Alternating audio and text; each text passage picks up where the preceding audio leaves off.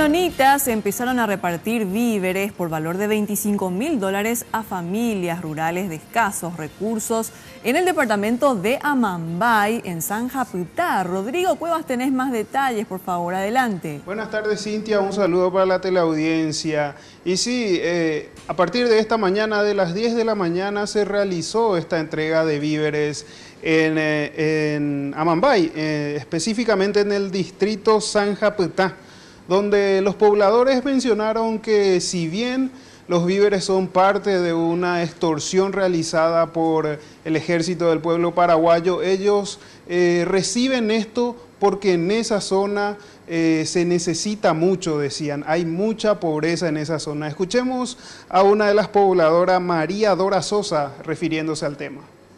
Lo aceptamos, ahí día en Goyerurela, ya sea la familia nos libera y para su vez, ahora ayuda, nos haré jefe su vez. Uy, que también antes, ¿no? Antes, Goyerurela. Paco Barbe, y pone ya la puerta y ya. Sí, estamos en la falta, en necesidad.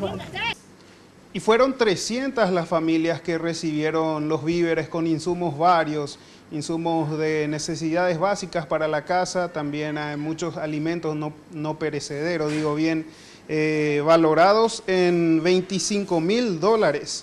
Por su parte, los menonitas, los familiares de los secuestrados, no quisieron dar mayores detalles sobre las entregas, digo bien, pero sí se pudo saber que se estarán realizando en 2 localidades más, en Concepción, esta vez en Calaverita y en el barrio San Francisco. También se mencionaba que aquí en la zona de Pelopincho, en Asunción, estarían trayendo algunos víveres para la entrega.